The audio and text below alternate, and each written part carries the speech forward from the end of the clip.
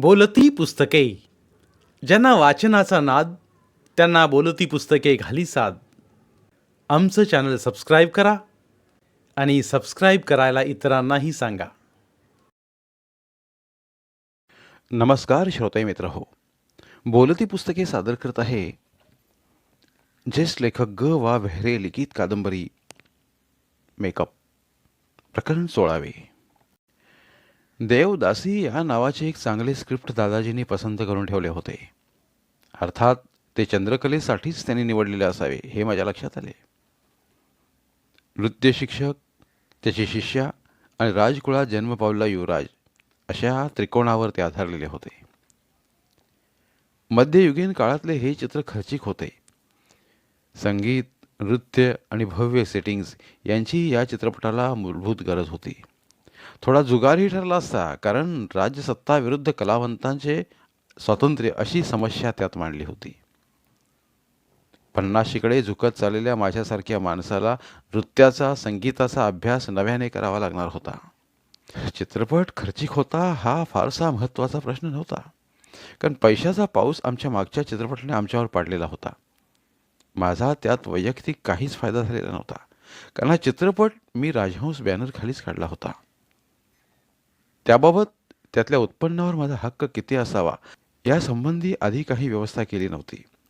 दिग्दर्शक म्हणून जो काही मुशाहिरा मला मिळाला असता तो मी घेऊ शकत होतो. अखेरीस या संस्थेचा मी ट्रस्टी होतो. चित्रपट निर्माण करण्याच्या नशेत मी इतका बुडालेला होतो की याचा व्यवहार नेमका कसा करावा याचा विचार करायलाच मला फुरसत नव्हती. पण आता काही निश्चित स्वरूपाची योजना करणे आवश्यक होते.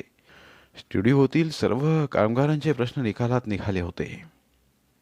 नको ते कामगार मी कामावरून कमी केले होते. चांगल्या गुणी कामगारांना आपण होऊन मी पगारवाढ दिली होती. हा चित्रपट चांगला चालतो आहे असं पाहिल्यावर मी त्यांना 1 महिन्याचा जादा बोनसही दिला होता. स्टुडिओतील वेगवेगळे फ्लोअर्स प्रदीर्घ काळासाठी भाड्याने गेले होते. मला मिळालेल्या स्वातंत्र्याचा दुरुपयोग झालेला नव्हता. मी म्हणेन ते करू शकत होतो. तरीही मला वाटले पुन्हा एकदा जुन्या सर्व ट्रस्टींची मीटिंग घ्यावी. आमच्या यशाच्या काळातच असे निर्णय घेतलेले बरे. त्याप्रमाणे सॉलिसिटर काळे, सप्रे, चंद्रकला यांची मी मीटिंग घेण्याचे ठरवले. सप्रेंना जेव्हा मी त्या मीटिंगची वेळ ठरवून त्याप्रमाणे व्यवस्था करायला सांगितले तेव्हा ते म्हणाले, खरं अशा मीटिंगची काही गरज आहे असं मला वाटत नाही. तुम्ही जे ठरवाल त्याला कोणी विरोध करण्याचं कारणही नाही. तुम्ही ही जबाबदारी घेतली नसली तर ही ऊर्जितावस्था आलीच नसती. फार तर तुम्ही तुमची योजना जी असेल ती त्यांच्याकडे पाठवून त्यांची संमती आणवावी. कायद्याच्या दृष्ट्या त्यांचा या ट्रस्टीशी आता संबंध कुठं आहे? माझा तरी कुठं आहे? सप्रे, तुमच्या एक गोष्ट लक्षात आलेली नाही. ट्रस्ट डीडचं स्वरूप आपण बदललं आहे. हा एक चित्रपट यशस्वी झाला आहे, पण उद्या एखादा चित्रपट अयशस्वी झाला तर काय होईल? त्यापेक्षा मूळ ट्रस्ट अस्तित्वात आहे हे गृहीत धरणं आणि सर्वानुमते निर्णय घेणं ही गोष्ट मला जास्त सोयीची वाटते. कारण उद्या काही गुंतागुंतीचे प्रश्न निर्माण झाले तर लोकांना हे माहीत असणार नाही की एक अपात धर्म म्हणून मी ही जबाबदारी स्वीकारली आहे. लोक असा आरोप करायला कमी करणार नाहीत की मी दादाजींच्या संपत्तीवर डल्ला मारतो आहे. आपण कोणत्या परिस्थितीची जबाबदारी मी स्वीकारली आणि ट्रस्टने स्वरूप बदलले या परिस्थितीचे आकलन तेव्हाच्या परिस्थितीत होईलच असं सांगता येत नाही. दुसऱ्या महत्त्वाच्या कलमाकडे मी गंभीरपणे पाहायला हवं. अजिंक्य 20 वर्षांचा झाला की त्याच्या वतीने माझ्या सर्वच कारभारांची, आर्थिक व्यवहाराची चौकशी होऊ शकते. आर्थिक लाभासाठी मी राजहंस कलामंदिर राबवली असं वाटलं तर मी काय करू?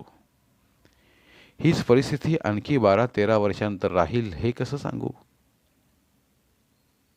सप्रेही विचारात पडले आणि त्यांनी अखेर तशी सभा आवश्यक आहे हे मान्य केलं आणि अशी सभा घेण्याचं ठरलं. त्या दिवसाची मी वाट पाहत राहिलो. ट्रस्टीच्या मीटिंगची काही आवश्यकता आहे हे काळ्यांना पटेना, पण माझ्या आग्रहाखातर ही मीटिंग घेतली गेली. अलिबागला चंद्रकला राहण्यासाठी गेल्यानंतर प्रीमियरचा दिवस सोडून तिची माझी गाठ भेट अशी झालेलीच नव्हती. खऱ्या अर्थाने या सभेच्या निमित्ताने ती येईल तेव्हाच तिची गाठभेट होणे शक्य होते. ह्यावेळेस मेघना मुंबईला असणार नव्हती. एकांतवासात चंद्रकला इतके दिवस राहू शकते ही गोष्टसुद्धा आश्चर्यकारक होती. मी दादाजींचा हा रिट्रीट पाहिलेला होता. समुद्राच्या काठाशी समुद्रात घुसलेल्या एका टेकडीच्या टोकावर मुद्दाम बांधून घेतलेले विरामस्थान होते. पुरेशा नोकर चाकरांची व्यवस्था होती. आदर्श असे उद्यान आणि गर्द आमराई तिथे जोपासलेली होती. दादाजी तिथे फार क्वचित जात असत, कारण स्टुडिओ सोडून जाणे त्यांच्या जीवावर येत असे. पण एकदा गेली की एखादा आठवडा तरी ते राहत. ते हयात होते तोपर्यंत ते एकटे कधी जात नसत. त्या त्या काळात त्यांच्या आश्रयाने राहणारी नायिका त्यांच्या समवेत असेच. एकापरीने दादाजींचा तो रंगमहाल होता, पण खऱ्या अर्थाने नवा चित्रपट हाती घेण्यापूर्वी दुसऱ्या चित्रपटाची संपूर्ण संकल्पना त्या एकांतात ते सिद्ध करीत. पण किती झाले तरी एका तरुण स्त्रीला सुंदर निसर्ग असलेल्या समुद्राचे सान्निध्य असले, इमानी नोकरवर्ग असला, तरी इतके एकटे राहणे कसे शक्य होते? पण चंद्रकलेनं तर ते आजपर्यंत करून दाखवलेलेच होते. तिचा दिनक्रम कसा असेल याचा मी मनाशी चाळा करू लागलो. पण माझ्या डोळ्यांसमोर स्पष्ट चित्र काही उमटेना. आता चंद्रकला मिटिंगसाठी स्टुडिओत येणारच होती. माझे कुतूहल चाळवले होते. खरे तर माझ्या हातातला चित्रपट यशस्वी झाला तेव्हापासून देवदासीचे स्क्रिप्ट माझ्या डोक्यात घोळत होते. चित्रपटसृष्टीत अग्रभागी असलेल्या आणि उत्तम नृत्य करू शकणाऱ्या सर्व तरुण नट्यांना देवदासीच्या भूमिकेत प्रथमच पाहण्याचा मी प्रयत्न केला. पण त्यातली कोणतीच माझ्या कल्पनाचित्रात शोभून दिसत नव्हती. ती जागा चंद्रकलाच घेईल. तिच्या नृत्यकलेचा मी माझ्या चित्रपटात खूप उपयोग करून घेतलेला होता. ती एक जन्मजात उत्कृष्ट नर्तिका होती, हे मी स्वतः अनुभवलेले होते. पण दादाजीच्या संगतीच 5-7 वर्षे घालवूनही दादाजींनी तिच्या नृत्यकलेचा फारसा उपयोग केला नव्हता. दादाजी आणि चंद्रकला या दोघांचे नाव माझ्या अधिकार क्षेत्राला अडचणीचे होते, म्हणून ते मी पुसून टाकण्याचे ठरवले होते. ते आता पुसून टाकण्यात मी यशस्वी झालो होतो. आता चंद्रकला राजहंसच्या बॅनरमध्ये आली तरी तिचे अस्तित्व मला अडचणीचे ठरणार नव्हते. अडचण एवढीच होती की या 6-7 वर्षांच्या अवधीत नृत्यकलेचा तिला रियाज सुटलेला असणार आणि त्याहीपेक्षा तिची तारुण्यातील नजाकत ओसरलेली असणार. तिला प्रीमियरच्या वेळेस मी निरखून पाहिलेले होते.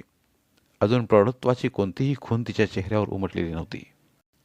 तरी पण सुस्थिर व सुखासीन आयुष्याची गोलाई काठाकाठाने जमा होऊ लागली होती.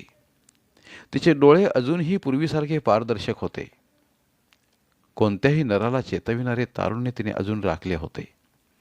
पण ते तारुण्य कॅमेऱ्याच्या डोळ्यांनाही जाणवायला हवे होते.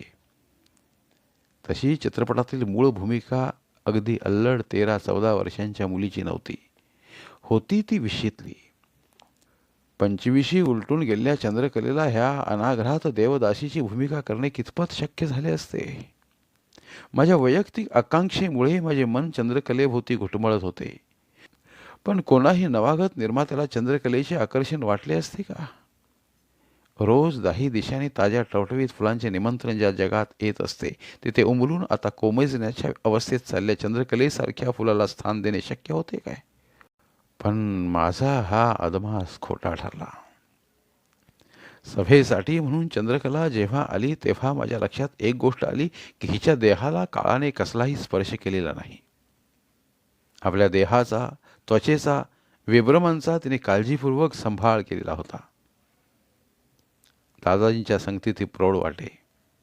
ती परिधान करायची ते कपडे सुद्धा तिला अकारण प्रौढ करायचे. तिच्या वागण्यात स्वामिनीचा तोरा नसला तरी स्वामिनीचा अभिमान असायचा. डोळ्यात तृप्ती जेव्हा ओसंडून जात असे तेव्हा आपोआपच शैशवाला कात्री लागायची. तारुण्याची खरी खून म्हणजे डोळ्यातली सळसळ. जाणत्या माणसाला त्यातील निमंत्रण ओळखता येते. चंद्रकलेने डोळ्यांतील सारी निमंत्रणे तृप्तीत जाणीवपूर्वक बुडवून टाकली होती. ती ज्यावेळी मद्रासला आली तेव्हापासून माझ्या गाठीभेटी झाल्या. त्यावेळेस तिच्या डोळ्यात जाणवणारा निर्धार, संन्यस्त वृत्ती या साऱ्या गोष्टी मला जाणवायच्या. आमचा जो एकांत घडला त्यावेळेस फक्त काही क्षण तिच्या डोळ्यांतला तो निर्धार मालवलेला होता. नाईलाजाने ती त्या स्मरणक्षणांत विरघळलेली होती. ते क्षण ओसरले आणि पुन्हा ती अलिप्ततेच्या कोशात शिरली. मागे दाह ठेवून प्रथम जेव्हा चंद्रकला तिच्या उमलत्या यौवनात मला सापडली तेव्हा तर तिची दाहकता मी भोगलेलीच होती. किंबहुना त्यावेळेला ती स्वतः पेटे आणि मलाही पेटवी. तिच्यासारख्या आतून बाहेरून पेटलेला देह मी त्यापूर्वी कधी अनुभवलेलाच नव्हता आणि म्हणूनच मी तिच्यात प्रमाणाबाहेर गुंतत चाललो होतो. ती सारी चित्रे आज धुसर होत गेली, पण संपूर्णपणे पुसून टाकता आली नाहीत. बैठकीसाठी ती आली तेव्हा ती पुन्हा मला पहिल्या दिवशी दिसली इतकी ताजी टवटवीत दिसू लागली. तिने आकाशी रंगाची चमकदार साडी नेसली होती. तिच्या कृष्ण वर्णाला जणू एका मेघाने वेढले होते. तिचा साराच पोशाख, वागणे, विभ्रम या साऱ्यात एक नवचैतन्य जाणवत होते. पूर्वी तिची हालचाल नर्तिकेला योग्य अशा तालासुरात असे. मध्ये हरवलेली तिची चाल तिला आता परत गवसली होती. इतरांच्या समोर माझ्या भावना व्यक्त करणे शक्य नव्हते. सभा कशासाठी बोलावली आहे हे मी सर्वांना समजावून सांगितले. मी जरी सर्वाधिकारी ट्रस्टी होतो तरी ट्रस्टी होतो, मालक नव्हतो. त्यामुळे आर्थिक व्यवहार कोणत्या तत्वानुसार करायचे याचा विचार आरंभीच करणे आवश्यक आहे.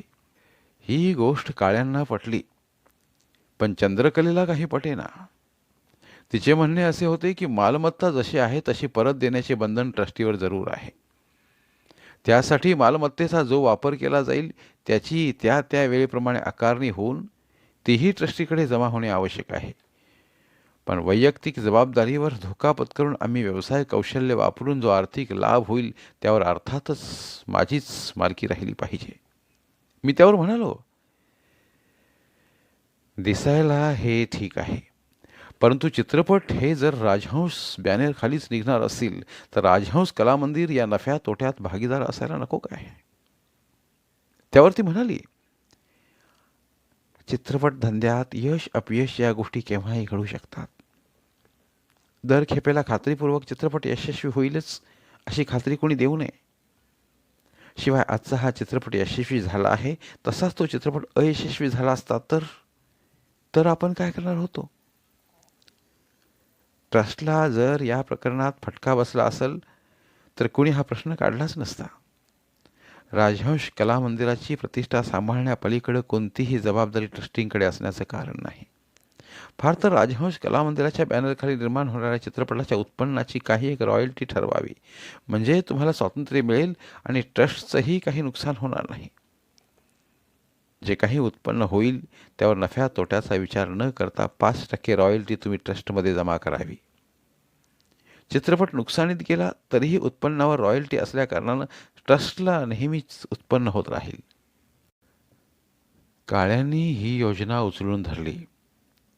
ते म्हणाले, बाईंच्या या योजनेमुळे ट्रस्ट कधीच नुकसानीत जाणार नाही.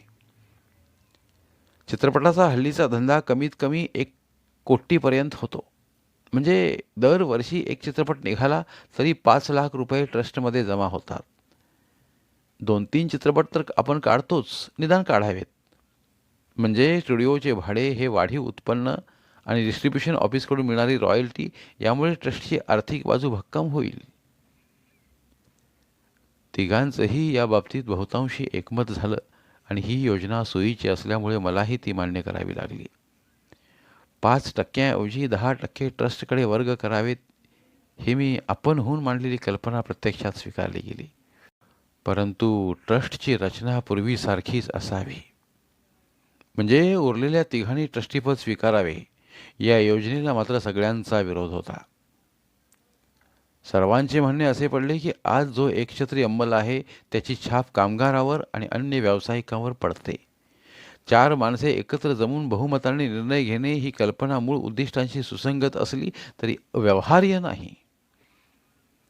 फार तर उरलेले तिघे ट्रस्टमधील जी अन्य कल्याणकारी कामे आहेत किंवा ट्रस्टचे जे निधी निर्माण होत जातील तेवढ्यापुरतेच जबाबदार असावेत. वास्तविक माझी अधिकार कक्षा मी कमी करण्याची इच्छा करीत असताना ती कुणी उचलून धरलीच नाही आणि त्यात चंद्रकलेचा वाटा अधिक होता. माझा एकछत्री अंमल असाच कायम राहिला पाहिजे असा जो तिचा आग्रह दिसत होता त्याचे कारण माझ्या आकलनापलीकडचे होते. मला जादा अधिकार दिले आहेत म्हणून तिचे दादाजींशी मतभेद झाले असा जो माझा समज झालेला होता तो आता खोटा ठरू पाहत होता. दादाजींची मालमत्ता ही खऱ्या अर्थाने चंद्रकलेची आणि तिच्या मुलाच्या मालकीची होती. आपले अधिकार सर्वार्थाने जरी नाही तरी काही अंशी परत मिळत असताना तिने आपणहून विरोध करावा याचे मला आश्चर्य वाटले. खरोखरच का मनातून त्या अधिकारांना ती विटलेली होती? खरोखरीच का तिला जबाबदारी टाळायची होती? स्त्रीचे मन गूढ असते हेच खरं. परमुलखातून एक कोवळी तरुण स्त्री मुंबईसारख्या नगरात येते, चित्रपट व्यवसायातील एका सर्वश्रेष्ठ माणसाला अंकित करते आणि आपल्या महत्वाकांक्षा पुऱ्या करून घेते. आणि आता अवचितपणे सर्व किंमत देऊन अनेक सुखे नाकारून प्राप्त करून घेतलेली उच्च स्थाने अलिप्तपणे भिरकावून देत निघून जाते. याला काय म्हणावं हेच समजत नव्हतं. चित्रपटासारखा व्यवसाय क्षुद्र माणसांपुढे संधी मिळावी म्हणून हवी ती द्यावी लागलेली किंमत, शिक्षण ही फारसे नाही, अशा परिस्थितीत चंद्रकलेला समजून घेणे फार कठीण होते. हा अटापिटा तिनं केलाच कशासाठी? तिच्या मनात नेमकं काय आहे याचा खरोखरीच काही पत्ता लागेना.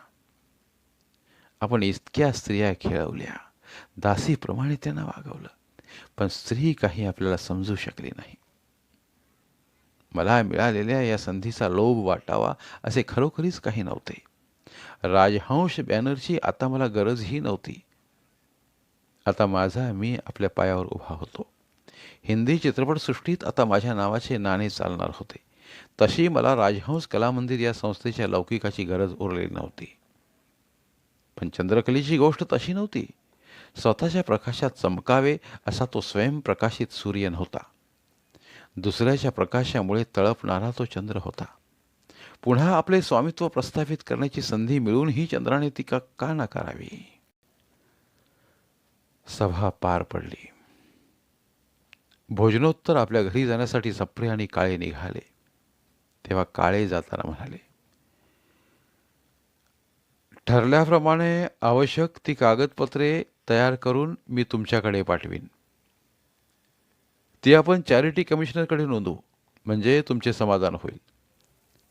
आता ट्रस्टचा, स्टुडिओचा, वितरण संस्थेचा आणि तुमचा म्हणजेच निर्मितीचा वेगवेगळा खर्च ठेवावा लागेल.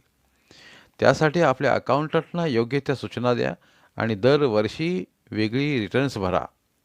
त्यामुळे हिशोब तर व्यवस्थित राहतीलच, पण जेव्हा कधी ट्रस्ट डीडचा पुनर्विचार करावा लागेल तेव्हा कामे सुलभ होतील. काळे आणि सप्रे निघून गेले.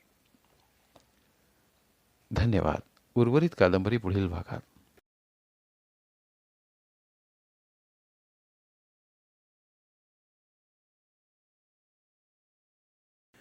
धन्यवाद.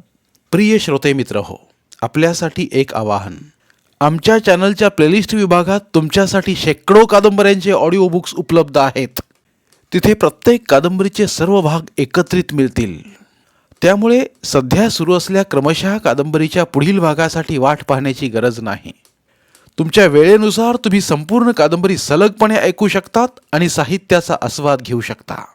कृपया आमच्या चॅनलच्या होमपेजवर जाऊन प्लेलिस्ट चेक करा आणि तुमची आवडती कादंबरी निवडा. धन्यवाद.